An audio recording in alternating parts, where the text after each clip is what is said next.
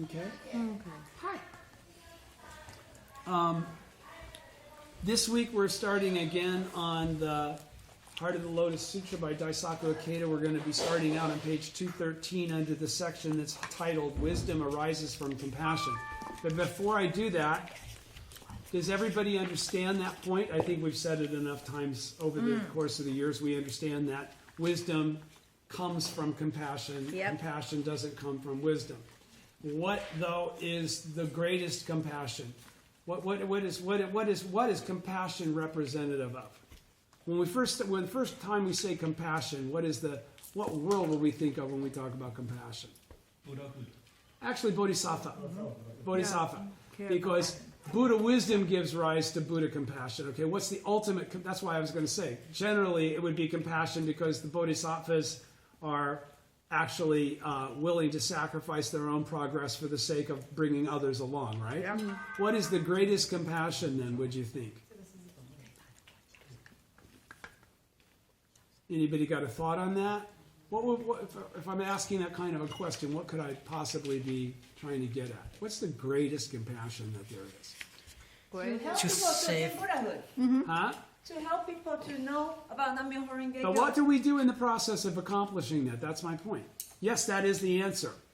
The greatest, the answer that I'm trying to get to, rather Live than your ask, life the key, what I'm trying to get to is that what is the philosophy behind our own personal advent?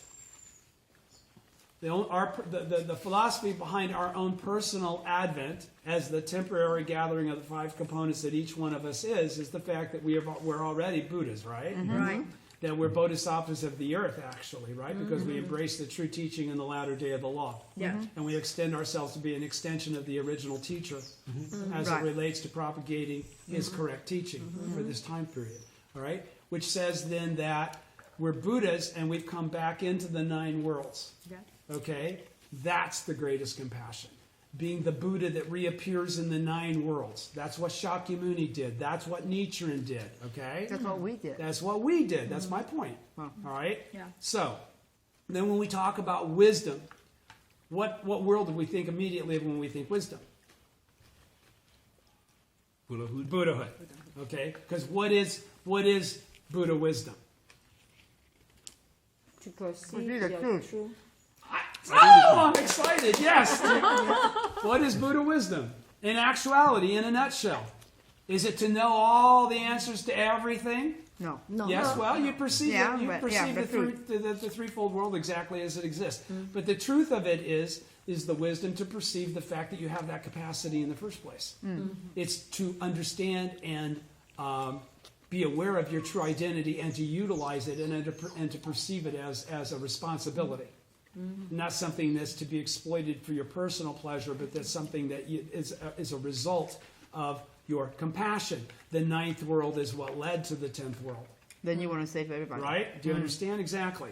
Yeah. So I'm going to read to you the definition of compassion, and I'm going to read to you the definition of wisdom before I start reading the text. So I'm going to the Buddhist dictionary first. I'm going to read compassion. All right? Compassion. In Buddhism, altruistic action that seeks to relieve living beings from their sufferings and give ease and delight to them. An outstanding characteristic of bodhisattvas is a mind of pity and compassion that seeks to save others even at the risk of their own lives. A Buddha is revered as one who shares in the torments of all living beings and strives to release all beings from suffering and bring them happiness. The Nirvana Sutra says, the varied sufferings of all living beings, all these the thus come one himself undergoes as his own sufferings. All right? And then if I jump over to wisdom,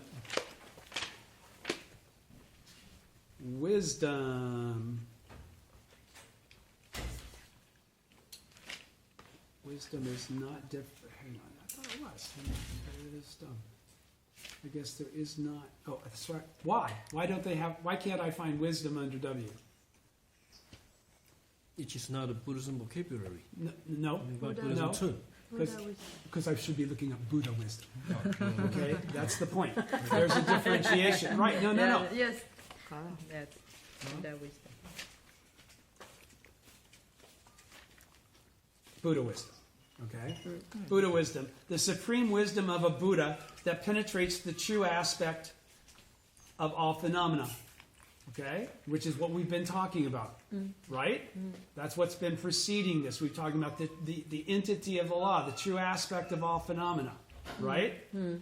The supreme wisdom of a Buddha that penetrates the true aspect of all phenomena, that perceives it in its truthful entirety. All right? The Expedient Means chapter of the Lotus Sutra states, the wisdom of the Buddhas is infinitely profound and immeasurable. The door to this wisdom is difficult to understand and difficult to enter. Not one of the voice hearers or Pratyeka Buddhas is able to comprehend it. The simile and parable chapter of the Sutra explains that even Shariputra, who was known as foremost in wisdom among all Shakyamuni's disciples, could attain enlightenment only by taking faith in the Buddha's teachings. Only by taking faith was he able to perceive the Buddha wisdom. Not because of any intellectual capacity. Okay? Do you understand? Yes. He's saying, so even the smartest of his disciples couldn't perceive this in the absence of faith in accepting the teaching as it was being presented to him by his mentor. Okay? Now, wouldn't it make sense that that's the way it is for us too then? Right. Okay? So if you're not willing to accept the teaching of the mentor, how can you achieve the mentor's wisdom? No. You cannot. That's what I just read to you. All right? Again, Shariputra is just a front for you. You know? All right, so the Expedient Means chapter of the Lotus Sutra states, the wisdom of the Buddha is infinitely profound and immeasurable. The door to this wisdom is difficult to understand and difficult to enter. Not one of the voice hearers of Pratyeka Buddhas is able to comprehend it. The simile and parable chapter, chapter of the Lotus Sutra, explains that even Shariputra, who was known as foremost in wisdom among all of Shakyamuni's disciples, could attain enlightenment only by taking faith in the Buddha's teachings. That is, it attributes Shariputra's enlightenment not to his wisdom, but to his faith. All right? The Lotus Sutra makes clear that all human beings have Buddha wisdom as a potential, because all it takes to manifest it is faith. It doesn't take intellectual capacity. It's not about capacity. All right? The Lotus Sutra makes clear that all human beings have Buddha wisdom as a potential, and that only faith in the Sutra can bring it forth. Now, what does only faith in the Sutra mean in the latter day of the law? Only faith in the Gohonzon, the original teacher, the entity of the law. All right? Concerning the relationship between faith and faith and wisdom, Nichiren set forth the principle of substituting faith for wisdom on the 4 stages of faith and the 5 stages of the practice. Here, wisdom indicates the Buddha wisdom that is beyond ordinary understanding.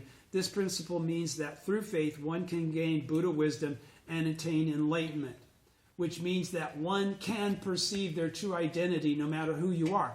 Doesn't matter if you're superior, intermediate, or inferior capacity. Your life is already geared to have the capacity to perceive that wisdom. And that wisdom is nothing more than the truth of who you are and why you're here. It's not knowing all kinds of spooky, weird shit. Do you understand? Yes. All right, so going back then to the text of the Heart of the Lotus Sutra.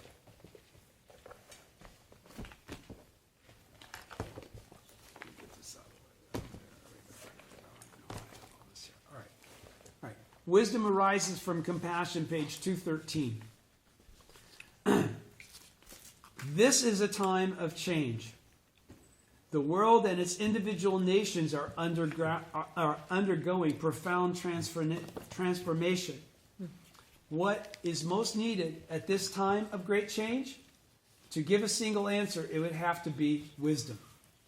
Individually or as a group, when people view the affairs of the age and society with a discerning eye and manifest fresh wisdom, they will not be dragged down even by the most tumultuous events. Now remember, we started this conversation like around this kind of thinking, or 3 weeks ago when the thing in France happened, right? Okay? Instead, and then you've seen me post President Ikeda's guidance since then that's been actually pulled out to meet the circumstance of the moment. Instead, they can steer change toward development, toward victory, and toward value creation. By contrast, those who adhere to inflexible and outdated modes of thinking will be left behind. I'll say that again because that applies to, he doesn't qualify that, does he? So organizationally, as individuals, in whatever fashion we want to view life, all right? He's saying, by contrast, those who adhere to inflexible and outdated modes of thinking will be left behind. So he's saying, don't rely on the static provisions of the past, okay? You have to be able to adapt to this moment because that's all that really exists.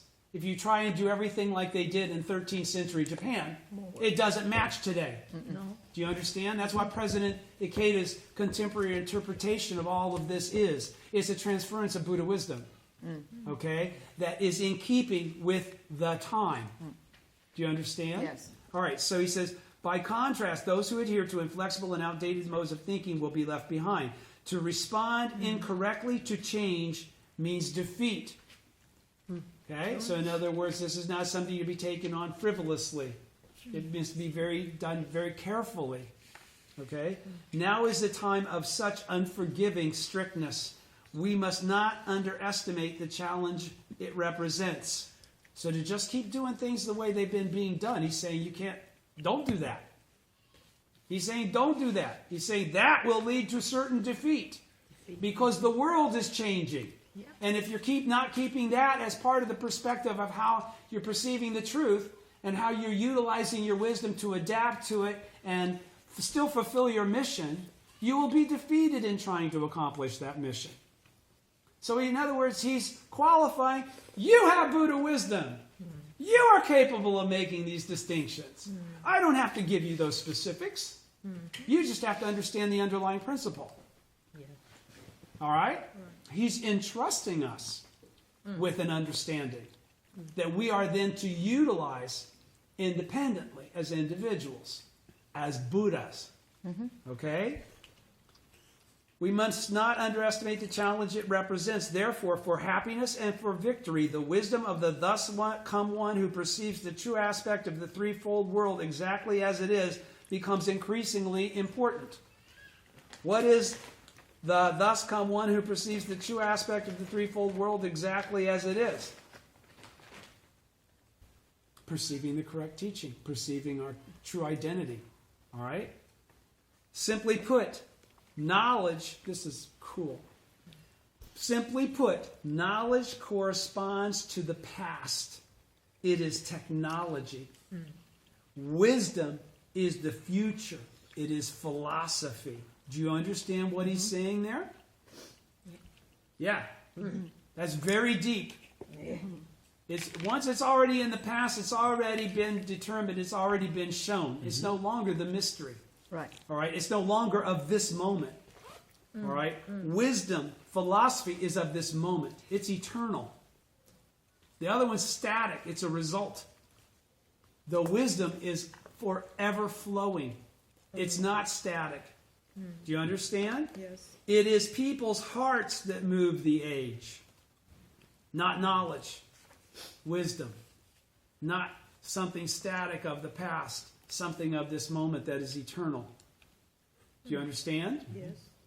While knowledge may provide a useful point of reference, it cannot become a force to guide the future.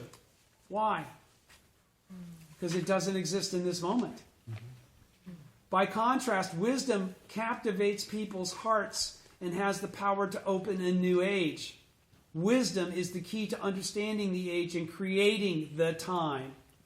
Faith is a treasure house of infinite wisdom. Nichiren Daishonin says that faith is a treasure chest of 3,000 realms in a single moment of life. A mind that believes in the mystic law, in other words, is a treasure chest containing the Buddha's wisdom. Now, what did he just qualify there? What he already said, and I made a comment about in the previous paragraph. He's saying, by contrast, wisdom captivates people's hearts and has the power to open a new age. What's he talking about here? He's talking here about opening a new age, isn't he? He's saying, don't Should I reread this from the beginning? Are you following what I'm saying? Yeah. Okay. So he's talking about opening up a new age with our individual capacities to perceive our true identities and to perceive the truth as it exists in this changing moment. All right? He's saying that wisdom is the key to understanding this so that we can perceive how to accomplish it. And to creating the time. In other words, he's saying creating the time, creating the conditions for Kosen Rufu. All right? Do you understand? All right. Faith is a treasure house of infinite wisdom. So he's saying if you have faith, if you understand what I'm talking about, then you're believing in the teaching that I'm trying to embody in your life. Okay? Once you understand that, you don't need me to tell you every single little thing. That's a predication for your own wisdom to come forth and create this new age. I may not be there with you, he's saying. You have the capacity to do this on your own. Let me reconfirm that to you now. Faith is a treasure house of infinite wisdom. Nichiren Daishonin says that faith is a treasure chest of. What would be a treasure chest of then? Yeah, but in other words, it's basically saying wisdom in abundance. Wisdom in abundance, abundant wisdom, infinite wisdom. Nichiren Daishonin says that faith is a treasure chest of wisdom, a treasure chest of 3,000 realms in a single moment of life. That's infinite wisdom. Do you understand? A mind that believes in the mystic law, in other words, the mind of a Buddha, is a treasure chest containing the Buddha's wisdom. Do you understand? All right. Deep meaning, huh? Yes. Much more so than the surface. Therefore, we need not be surprised or taken aback by any changes or turmoil we encounter. Because everybody's going to resist change. It's not comfortable. It's not something they already know. If they haven't perceived the wisdom that we're perceiving, they will resist the wisdom that we're trying to ask them to embrace. Right? We did the work to be able to perceive it. They haven't done the work to be able to perceive it. They're not going to just embrace it because we say it. It's only the mind of faith that's going to convince them because our life is going to reflect the truth of what we're saying. Yes. Do you understand? Okay. So, we possess the Buddha's infinite wisdom in the treasure chest of faith in our lives. He says that as an unqualified statement. He says it inclusive of everyone that's reading what he's writing here, without exception. He says we. That means anybody else that's reading this, what I'm writing. All right? If we possess, as I just said we did, if we possess infinite wisdom, then we can calmly take appropriate measure to surmount any and all difficulties that beset us with the rhythm of turning change into victory and turmoil into growth. Why are you grinning? Because it makes sense, right? Yeah. That's what it's all about. Yeah. Okay? That's poison into medicine. Yes. That's exactly what that is. The thus come one, in the middle of page 214, the thus come one perceives the true aspect of the threefold world exactly as it is, describes the Buddha, the wisdom of the Buddha. Yeah. The Buddha's wisdom is the ability to perceive the true aspect of the threefold world, the true nature of reality exactly as it is. What does that mean? It's to perceive Nam-myoho Renge-kyo correctly as it exists, not as some mysterious phrase, but as the entity of the law in which it's true, which is its true identity. All right? The Gohonzon. The thus come one perceives the true aspect of the threefold world exactly as it is, describes the wisdom of the Buddha. Okay? Now, in the latter day of the law, there is no other wisdom of the Buddha other than Nam-myoho Renge-kyo. That's the beginning and the end of the wisdom. Okay? Because that leads you to the truth of your true identity. The Buddha's wisdom is the ability to perceive the true aspect of the threefold world, the true nature of reality, exactly as it is. So what's he saying there? I'll read it again. The thus come one perceives the true aspect of the threefold world exactly as it is. That's in quotation marks, right? That's from the 16th chapter of the Lotus Sutra. But who is that talking about? It's talking about us. Us. All right? Describes the wisdom of the Buddha. That describes our Buddha wisdom. All right? The Buddha's wisdom is the ability to perceive. If we can perceive the true aspect of the threefold world, which is the truth of our life, the true nature of reality, then we are the Buddha exactly as we are. Do you understand? That's what he's saying. He says it's all about this perception. If you perceive the entity of the law either as the entity of the lotus or as the figurative lotus. I wrote you all that stuff from the entity of the mystic law, right? The Gosho. Here. And you all read it, you said, correct? Even if you didn't. It's all about basically saying, even if I can understand this in a complex manner or in a simple manner. It doesn't matter. It's the same effect. You understand the entity as the entity or as the figurative lotus, Renge, it doesn't matter. Either way. You're going to bring forth your Buddha nature. And enter the realm of Buddha, the birth and death in the realm of Buddhahood. The thus come ones perceives the true aspect of the threefold world exactly as it is, describes the wisdom of the Buddha. The Buddha's wisdom is the ability to perceive the true aspect of the threefold world, the true nature of reality exactly as it is. Why does the Buddha perceive the true aspect of the threefold world exactly as it is? It is to liberate the beings of the threefold world from suffering. The source of the Buddha's wisdom is compassion. The Buddha's wisdom arises from and is one with compassion. They aren't two different things. All right? The Buddha's wisdom to perceive the very core of the nature of reality.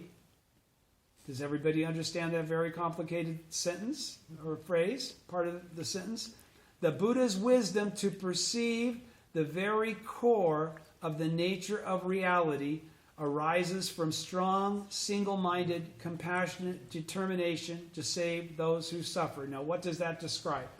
What does thus arises from strong, single-minded, compassionate determination to save those who suffer? What is that? What is that actually describing? 3,000. The vow. About The vow. That's what being a bodhisattva of the earth is. Yes. Right? All right. So he's saying the Buddha's wisdom to perceive the very core of the nature of reality. What's that? The very core of the nature of reality is Nam-myoho Renge-kyo. Correct? Yes. All right? So from that arises the strong, single-minded, compassionate determination to save those who suffer. From that realization comes the vow to uphold that. Do you understand? Yes. All right. With such compassion, the Buddha can unerringly perceive the world of suffering and divisiveness, the world of With such compassion, the Buddha can unerringly perceive in the world of suffering and divisiveness the world of the mystic law and harmony, which is indicated by the principle of 3,000 realms in a single moment of life. Okay? So, because what is Buddha wisdom? Where does Buddha wisdom come from? How do you define Buddha wisdom? Actually, it's the aspect of Buddhahood, right? Yeah. What does that come from, though?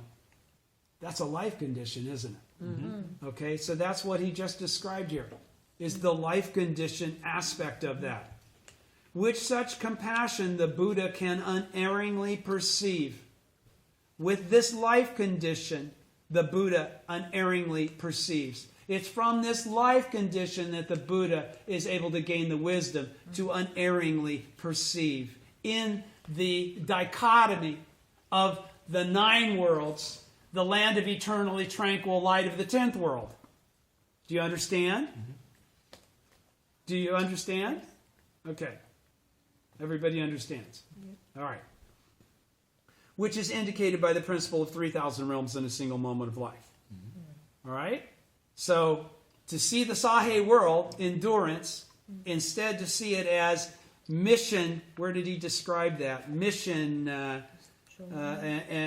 becomes, somewhere he just said it, becomes mission and something else. Toward victory and toward value creation, instead they can steer change toward development, toward victory, and toward value creation. Okay? what he's talking about previously. One of the Buddha's names is endowed with abundant lifespan.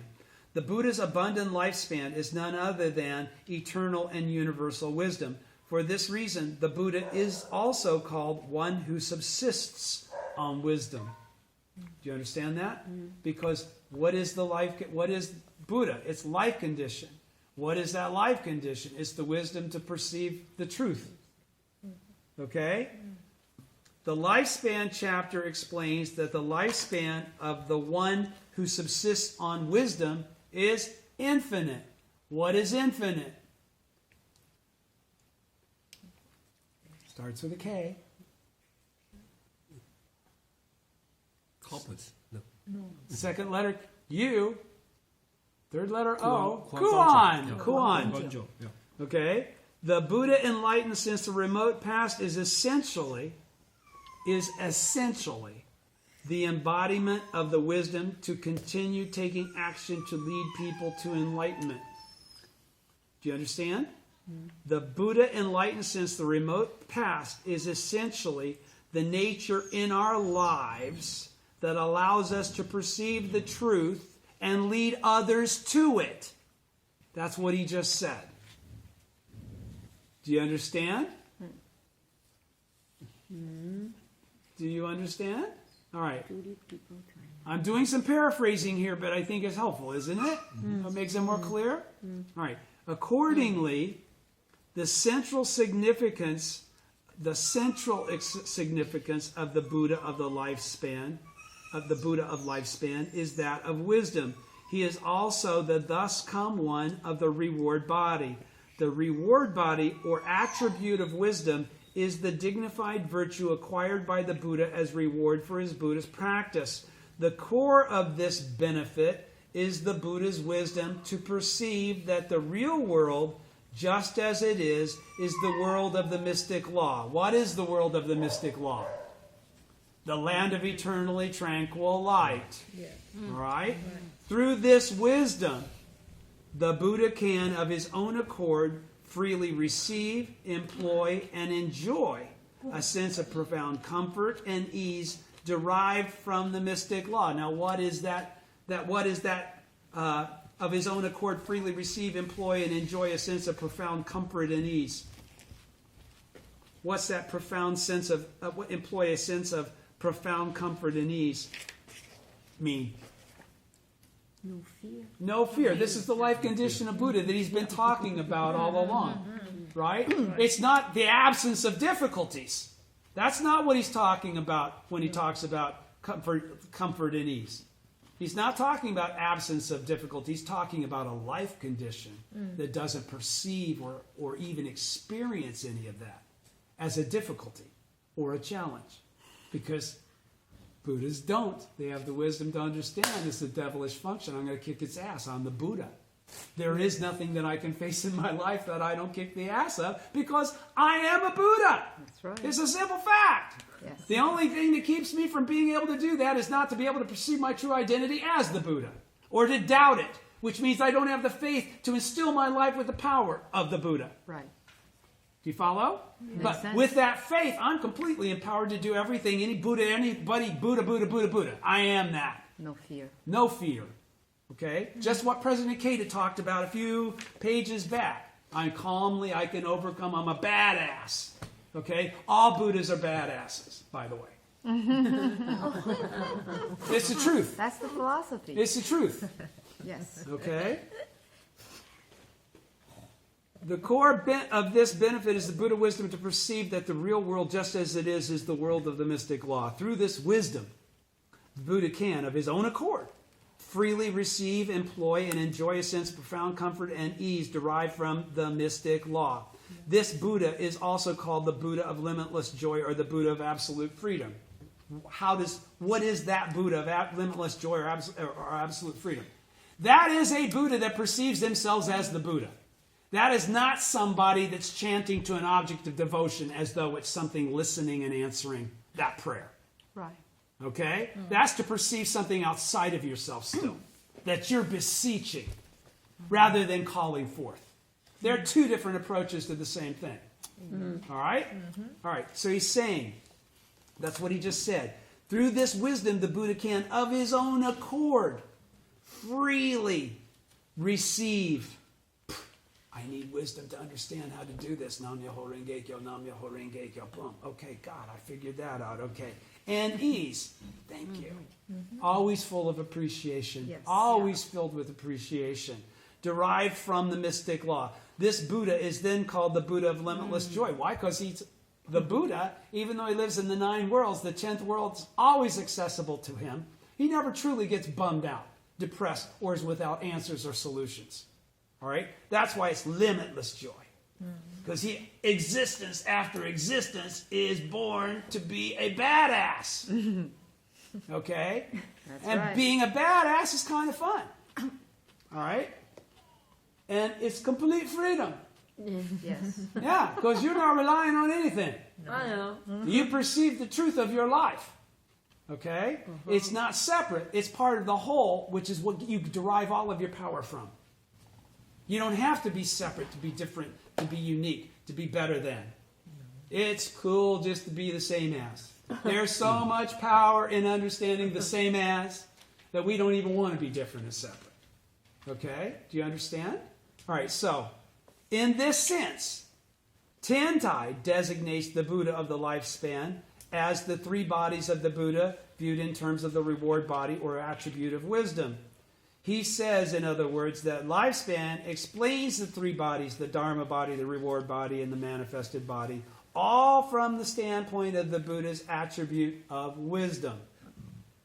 Tentai said that.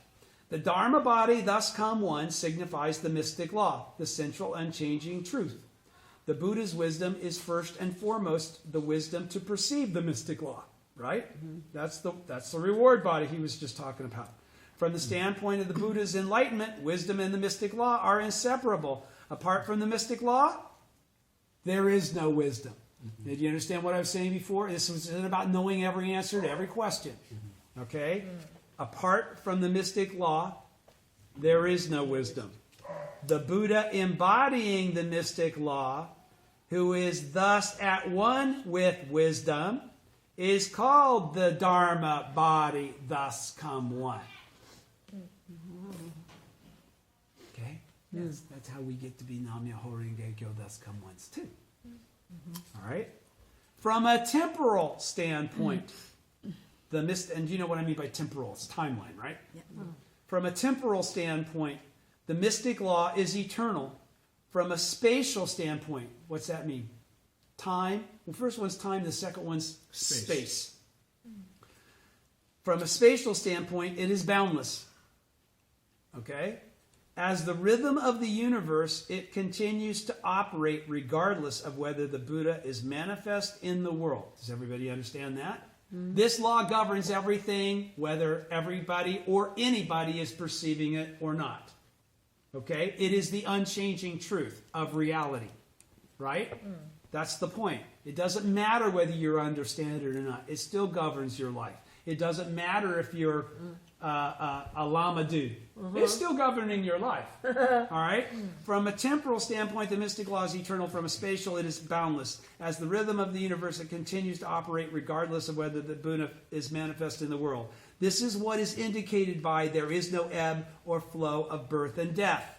There is neither birth nor death. There is neither substance nor void. That's the truth of the middle way, right?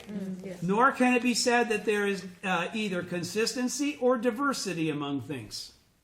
Everything is the same. It's all Nam Myoho Renge Kyo, right? But there's all this karma that creates the 9 worlds. Does everybody understand? Yes. All right. In short, the world of the mystic law cannot be wholly grasped with the ordinary wisdom of beings of the threefold world. Because unless you've tapped into the wisdom that's been perpetuated and gifted to you from the original Buddha by chanting Nam Myoho Renge Kyo and perceiving this teaching on the basis in which he explained it, expressed it, you cannot perceive what I just talked about. You would not understand a single word of what I just said. You guys are all bobbing your heads like this because you're Buddhists. If that were not the case, you'd be looking at me like, dude, what are you talking about? Seriously. Okay? So it's only because of the fact that you're already Nam-myoho Renge-kyo, thus come once. You're already bodhisattvas of the earth. You're already, as you're existing in this moment, fulfilling your mission, fulfilling your vow as an original disciple of the Buddha in his true identity. That's why you can groove on this, rather than be confused by this. That's why I see grins instead of grimaces. Do you understand? Seriously. It's the only reason I see grins instead of grimaces. So that credit all goes to you. It doesn't go to me. It doesn't even go to this. It goes to you. You're the one that perceived it, that put a smile on your face. Okay? I can't take credit for it. President Ikeda can't take credit for it. We didn't originate this wisdom. Okay? The original Buddha didn't originate this wisdom. This wisdom is the law itself. Okay? It's nothing more than expressing the truth, the expression of the truth. It's not the creation of the truth. Do you understand? There's a difference. The mystic law is the very wellspring. What's wellspring mean? Source of origination of cosmic life that encompasses all phenomena, including birth and death. The Buddha who perceives the mystic law exactly as it is and who embodies it, who in other words embodies the universe, is the Dharma body, thus come one. I'll read it again. The mystic law is the very wellspring of cosmic life that encompasses all phenomena, including birth and death. The Buddha who perceives the mystic law exactly as it is and who embodies it, who in other words embodies the universe, because once you've attained that state, the Ichinen Sanzen's in full play, right? You perceive your life encompassing the entire universe and the entire universe being encompassed in your life, right? This then qualifies you as the Dharma body, thus come one. By the way, the Dharma body, thus come one, and the Nam-myoho Renge-kyo, thus come one, are the same thing. Okay? However, unless the Buddha uses wisdom to expound the mystic law, others cannot freely employ its power, which is inherent in life. I'll say that again. However, unless the Buddha uses wisdom to expound the mystic law, right? Why do you have the grins on your faces instead of grimaces?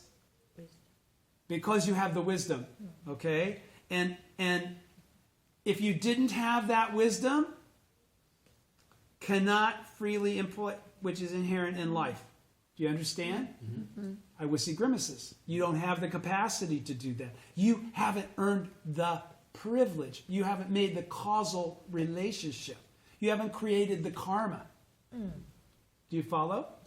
That's why it's not up to us. All right? However, unless the Buddha uses wisdom to expound the mystic law, others cannot freely employ its power, which is inherent in life. They can't understand their own identity. In actuality, therefore, the mystic law is at work only when the Buddha appears in the world and exercises wisdom to expound the mystic law.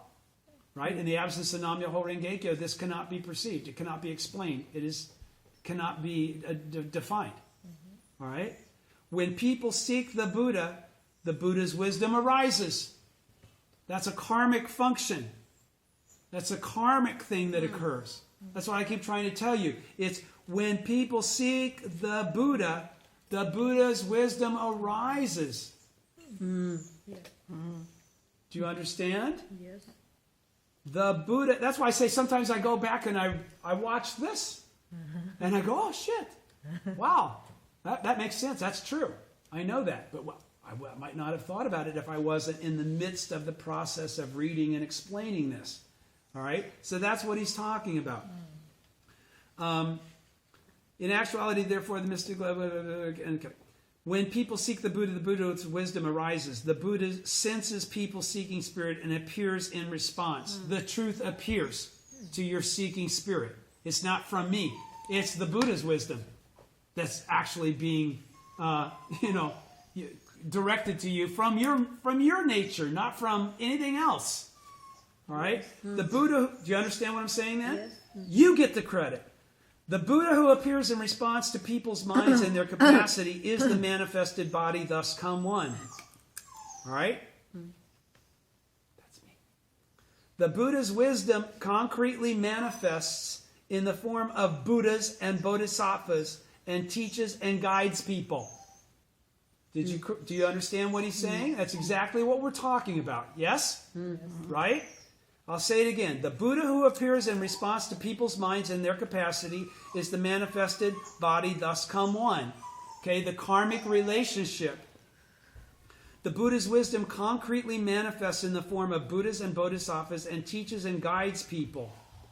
In lifespan, these various forms are indicated by sometimes I speak of myself, sometimes of others, describing the 6 modes of preaching, which we studied earlier. Okay? The Buddha appeared in a form people can most easily accept, behaves in a way that puts people's minds most at ease and guides them. Behind such appearance and action, the Buddha's wisdom is at work. Behind such appearance and action breathes the thus come one of the reward body. Do you understand? If you're doing what you're supposed to be doing as a bodhisattva of the earth, you just fulfilled the reality of this being a description of your life.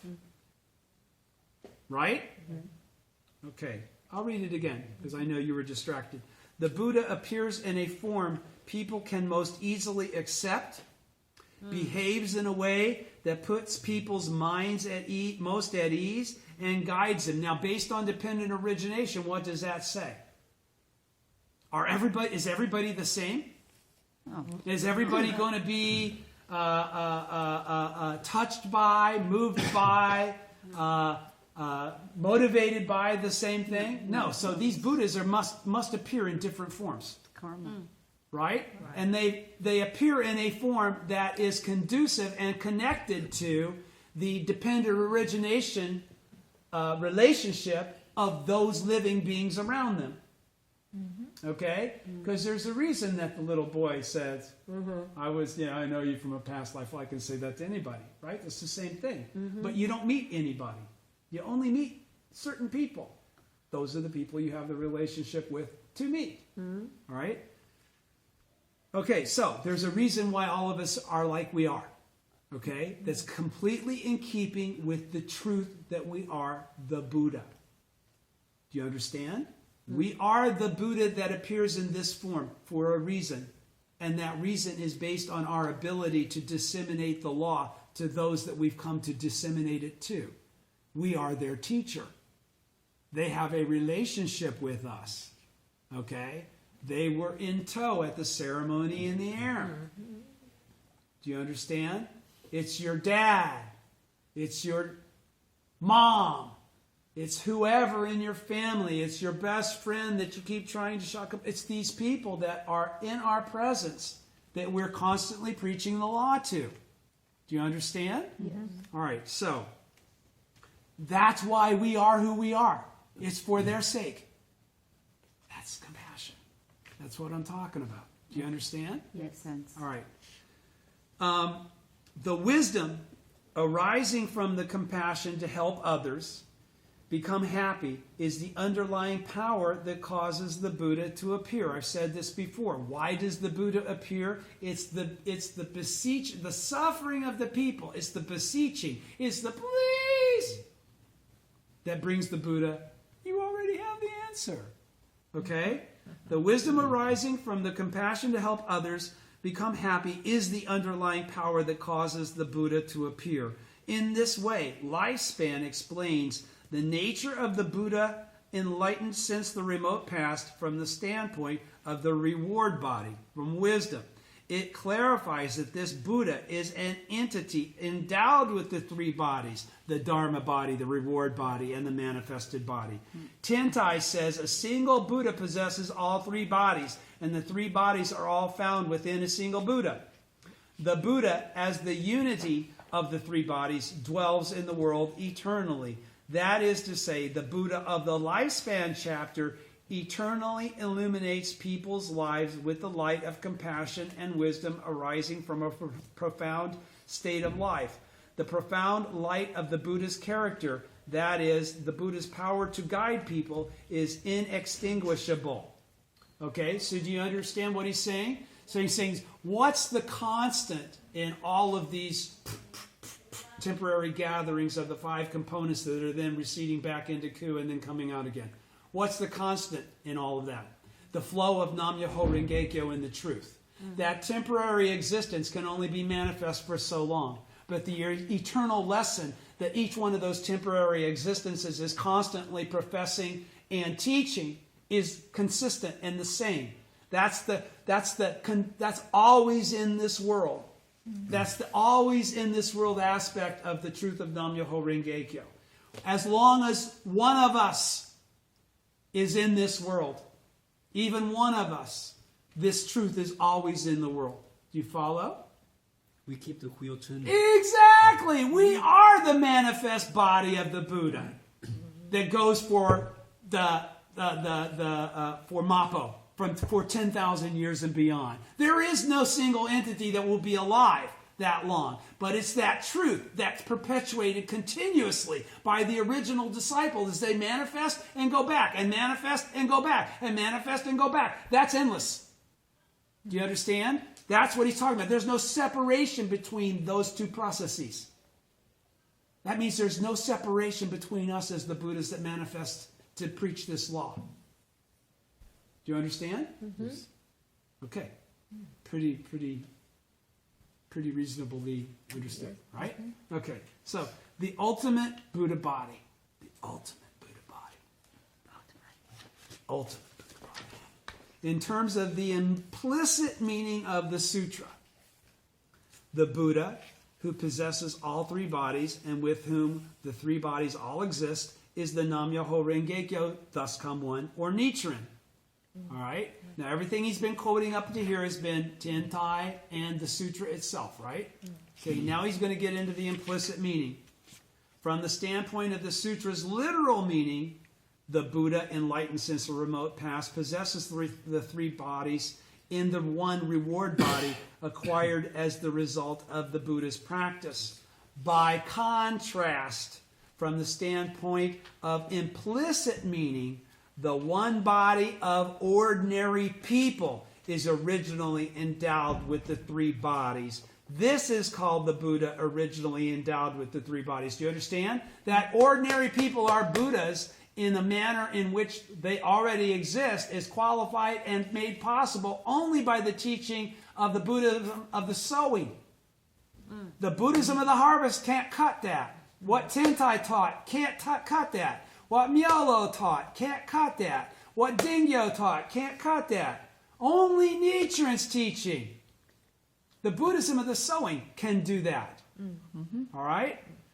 By contrast, from the standpoint of implicit meaning, the one body of ordinary people is originally endowed with the three bodies. This is called the Buddha originally endowed with the three bodies. Okay? Which I've shown is qualified as the Nam-myoho Renge-kyo, thus come one, right? This is called the Buddha originally endowed with three bodies. These bodies are said to be originally endowed because the universe is inherently endowed with the virtues of the three bodies. There is no need for them to be created anew in each person. Right? Accordingly, we can attain this Buddha body without changing our form as ordinary people. Everybody with me? That's the whole point, right? Okay, so the Buddha originally endowed with the three bodies is the ultimate Buddha body. What is this Buddha originally endowed with the three bodies? Our original state. Yes.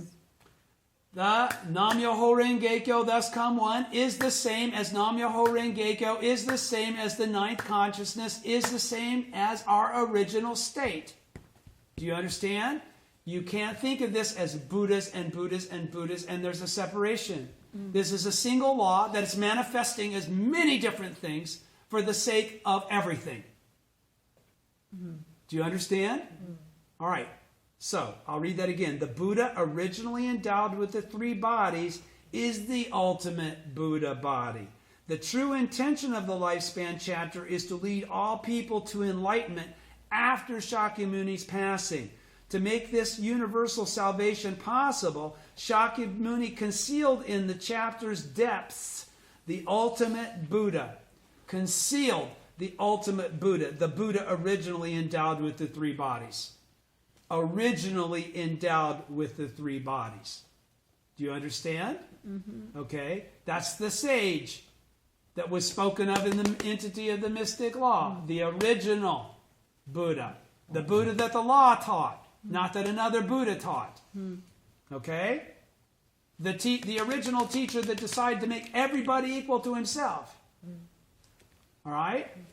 Not original teacher and then almost as good. No. Completely equal. All right. So, therefore, in clarifying exactly what lifespan teaches, Nichiren says, common people like ourselves, top of 218, common people like ourselves who have been submerged in the sufferings of birth and death since time without beginning, and who never so much as dreamed of reaching the shore of enlightenment, become the thus come ones who are originally enlightened and endowed with the three bodies. That is it. Shakyamuni's enlightenment in the remote past reveals the ultimate principle of 3,000 realms in a single moment of life. When we perceive the universe exactly as it is, we find it inherently endowed with the virtues of the three bodies. This is the true aspect of the world of living beings, which is steeped in the sufferings of birth and death.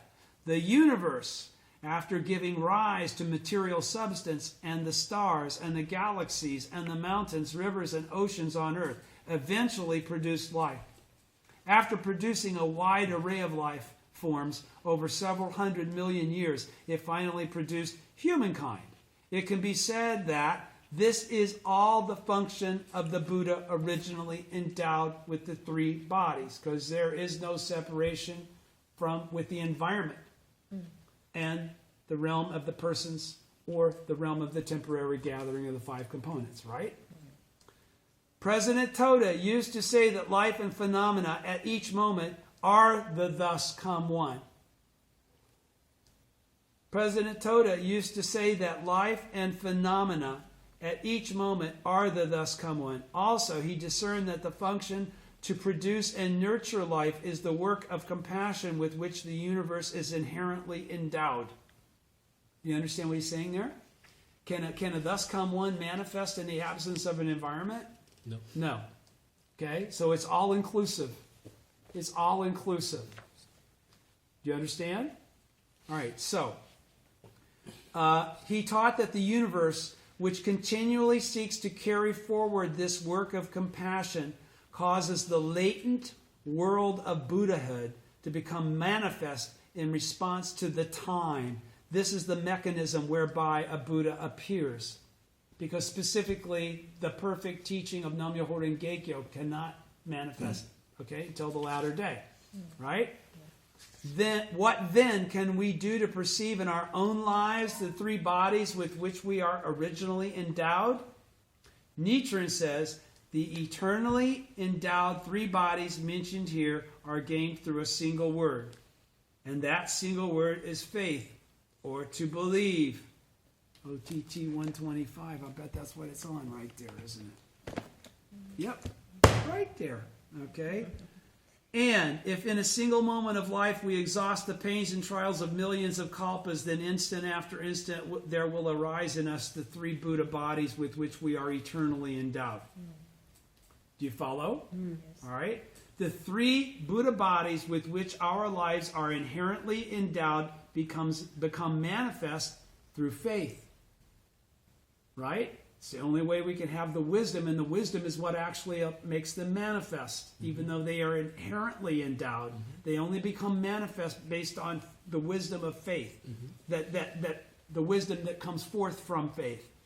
The supremely noble mystic law, the Buddha's immeasurable wisdom, and the function of compassion to lead all people to enlightenment are all contained in faith.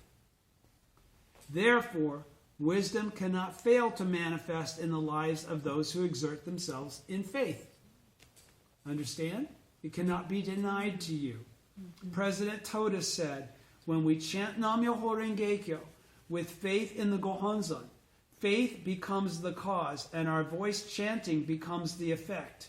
This faith and practice together form the simultaneity of cause and effect, and we instantly gain the effect of Buddhahood, the life of the thus come one of beginningless time, originally endowed with the three bodies, begins to flow abundantly in our being. I'll read it again.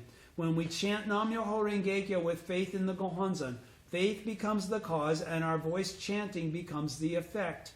This faith and practice together form the simultaneity of cause and effect, and we instantly gain the effect of Buddhahood, the life of the thus come one of beginningless time. Right? Do you understand that? That's the life of the original Buddha that's already a part of our life, becomes manifest, and we are then originally endowed with we become one that is originally endowed with three Buddha bodies. And this begins to flow abundantly in our beings. Instant, in a moment of life, instant after instant. There will arise in us. Right? That's what I'm talking about. Flowing abundantly is instant after instant. Right? There will arise. He also said, all the benefits of the Gohonzon become manifest in the daily lives of us common mortals. All of the benefits. Only through believing wholeheartedly in the original Buddha's great spirit of compassion and the great power of wisdom can we ordinary people, as followers of the original Buddha, attain enlightenment in our present form. There are absolutely no other Buddhas. I'll say it again, because this is what I was taught. This is what I believed my whole practice. All the benefits of the Gohonzon become manifest in the daily lives of us common mortals. Only through believing wholeheartedly. What is that? All your heart. Mugiwashi. That's right. Free faith. Only through believing wholeheartedly in the original Buddha's great spirit of compassion and great power of wisdom. Now, what's his great spirit of compassion? The need to propagate this broadly to all people. Okay, and the great power of wisdom, the wisdom to perceive the true nature that we then employ, okay, in propagating what I just talked about. Okay, the second one is what endows us with the capacity to do the first one. It is only the spirit of compassion that allows us to have the wisdom, okay, that we ordinary people as followers of the original Buddha attain enlightenment in our present form. We become Buddhists. Yeah. All right? There are absolutely no other Buddhas. None. No. Such is the greatness of the Gohonzon. Such is the great condition of happiness of those who thoroughly dedicate themselves in faith. Who is that? Such is the great condition. Yes, but it's the bodhisattvas of the earth. It's not. He didn't say the members of the Soka Gakkai. Okay, it's a qualifier here. This is bodhisattvas of the earth he's talking about here. This is not. These are not members of a lay organization. These are original disciples. Such is the greatness of the Gohonzon. Such is the great condition of happiness of those who thoroughly dedicate themselves to faith. We are originally endowed with this state of life. Our original state is this Buddhahood. We can develop it with total composure and in a manner true to ourselves, never needing to put on airs or becoming someone we're not. Because this isn't about being the smartest kid in the room. It's about having faith deeper than anybody else. Deeper than is, deep enough to manifest our true identity. Yeah. The important thing is to devote ourselves to faith. Because that's the whole key. That's what allows it to come forth. Right. The Buddha, originally endowed with the three bodies, is another name for those champions of faith who, while leading ordinary lives, attain greatness. That's It's us. talking about us. That's right. What time is it? 9:10. Oh, 11. it's already out of time. Okay, so that's the end of chapter 17. And we'll either start chapter 18 or we'll start reading these goshas I've been kind of piling up when we get together again. We won't be here next Wednesday, and we won't be here the following Wednesday. Oh, you won't be. I won't be. You will be. You guys want to get together in any way you want to, but I won't be either. Right. I'll be in. you'll be in Japan No, I'll be in Beijing. Actually. and you'll be in Beijing. Okay. I'll be in America. I'll be in Tokyo next week, and then You after don't have that, to and then I'll be record back.